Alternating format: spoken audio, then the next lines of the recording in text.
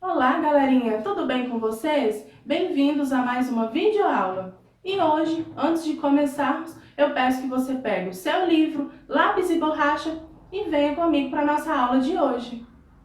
Bom, pessoal, nós chegamos ao capítulo 4 do nosso livro e nele nós vamos estudar sobre o uso do solo. Nós vamos começar falando sobre o que é um solo fértil. Um solo fértil é aquele que contém todos os nutrientes essenciais que favorecem o desenvolvimento vegetal. Nós podemos falar que um solo fértil é um solo que é rico em matéria orgânica, né? Ou seja, é rico em humus.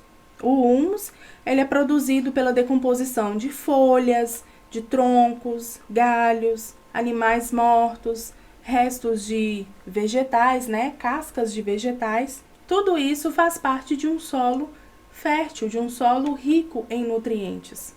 Mas existe uma diferença entre o solo fértil e entre o solo produtivo. Nem todo solo que é fértil é produtivo, ou seja, nem todo solo fértil está pronto para o cultivo. Um solo produtivo é caracterizado por um solo fértil, mas que também apresenta outros fatores, como a ausência de elementos tóxicos e estar em um local com clima favorável ao desenvolvimento da planta. Ou seja, um solo poluído, por exemplo, não é um solo fértil, não é um solo que está pronto para o cultivo de vegetais, né? E nem todo o clima é favorável para o desenvolvimento da vegetação. Para entendermos como que se deve cuidar do solo, nós vamos acompanhar aqui agora as etapas, né? As etapas de preparo do solo, que começa primeiro com a gradagem.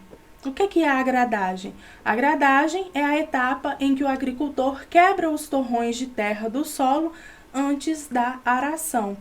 Então, a gradagem é um mecanismo em que o solo endurecido, como nós podemos ver aqui na imagem, ele é quebrado. E esses torrões de terra, eles são triturados, né? Eles são quebrados, esses torrões são quebrados para que assim a terra possa ficar pronta para a próxima etapa, que é a etapa de aração.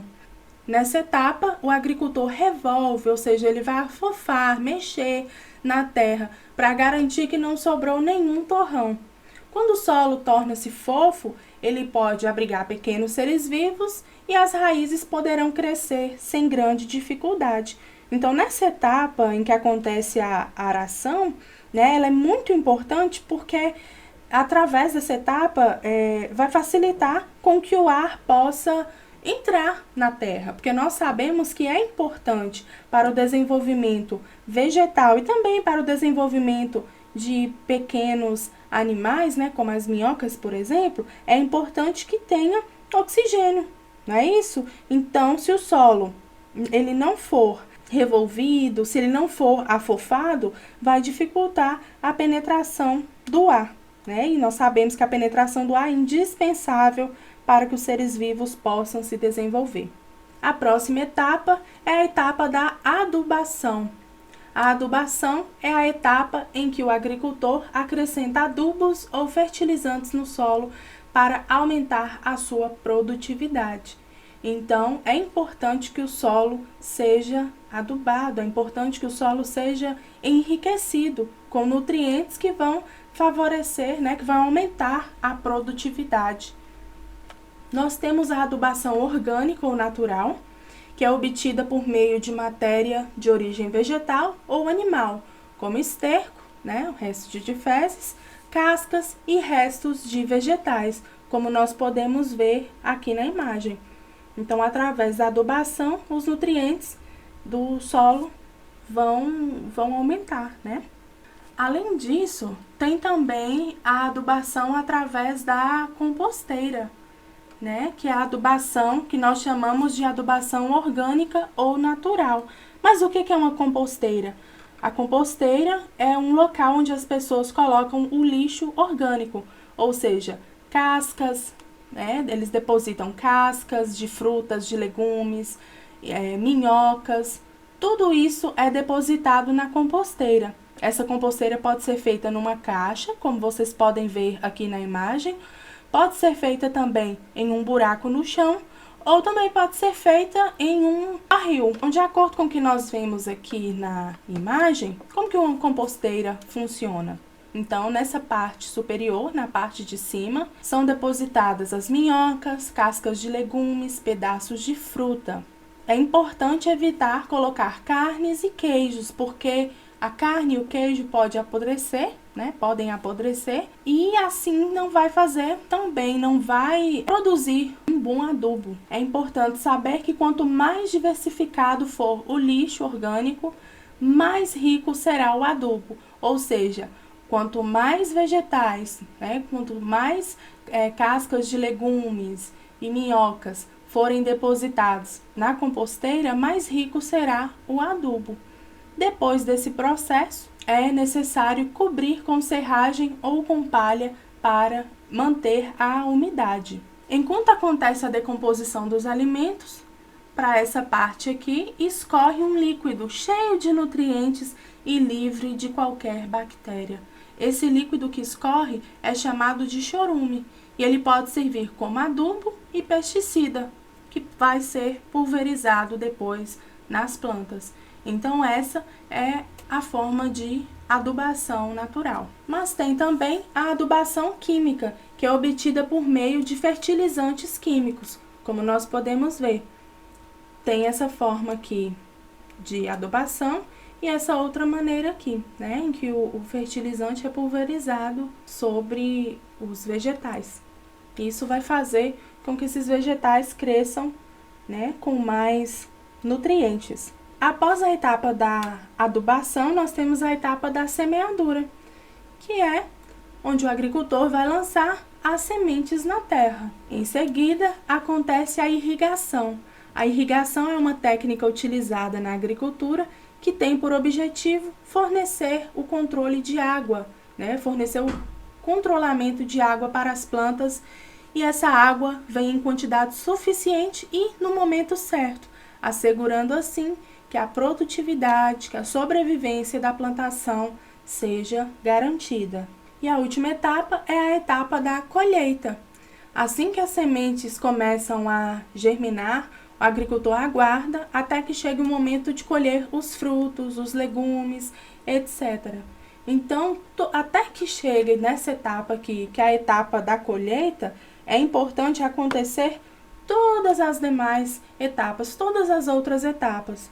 E é importante que o agricultor saiba o momento exato, de plantar, o momento exato da adubação, e também da colheita. Não é no momento que ele quer, tem um tempo certo para realizar cada uma dessas etapas. Bom, galerinha, nós sabemos que é importante que o ser humano utilize os recursos fornecidos pela natureza de forma consciente, sem agredir a fauna, sem agredir a flora, porque nós sabemos que esses recursos que a natureza nos fornece não são recursos ilimitados, Uma hora eles podem acabar. E nós sabemos que é importante para a sobrevivência de todos os seres vivos os recursos que a natureza nos oferece, Muitas modificações que o ser humano faz, infelizmente, têm degradado ao solo, tem destruído o meio ambiente. E é importante que a gente conscientize, que a gente entenda que, infelizmente, esses recursos não são infinitos, eles são finitos, eles podem acabar. Então, é muito importante que a gente saiba utilizar esses recursos da melhor forma possível. Em nossa próxima aula de ciências, que será através da nossa plataforma Plural, vocês estão ligadinhos aí, galera? Já baixaram o aplicativo? Já entraram para ver como é que funciona? Caso não tenham feito isso, façam por favor, tá bom? É muito importante que vocês acompanhem as aulas através da plataforma Plural. Eu e os demais professores estaremos disponíveis através da plataforma para tirar dúvidas, para explicar a matéria para vocês. Vai ser muito bacana. E além disso, nós vamos poder interagir. Um colega vai interagir com outro colega, eu vou interagir com vocês, vocês comigo. Vai ser muito bacana, não fica de fora não, tá? Vai ser muito importante que toda a turma participe. Beleza? Então, nós vamos seguir agora para o nosso livro, onde eu vou explicar para vocês a atividade de hoje. Bora lá! Então, nós temos aqui a abertura do capítulo, não é isso? Vocês vão fazer a leitura, observar com bastante atenção, tá bom? Essas perguntinhas aqui vocês podem responder aqui, tá bom? Responde aqui nessa parte, aqui também, viu? Que na próxima aula nós faremos a discussão de cada um desses pontos aqui, ok? Então, vocês vão fazer a leitura destes textos da página 46 e também da página 47. Vão fazer a leitura com bastante atenção. Como de costume, vocês podem utilizar o marca-texto para marcar aquelas partes que vocês considerarem importantes. E aqui na página 48, vocês deverão responder. Associe os equipamentos empregados na agricultura, ou seja, empregados usados, né? Associe os equipamentos usados na agricultura com as respectivas etapas de plantio. Então, de acordo com as imagens, de acordo com tudo aquilo que vimos, até o momento vocês vão associar. Onde aqui que nós temos o ser humano praticando a aração e a adubação e assim por diante, tá bom? Vocês vão colocar o número dentro do quadradinho adequado. Número 2.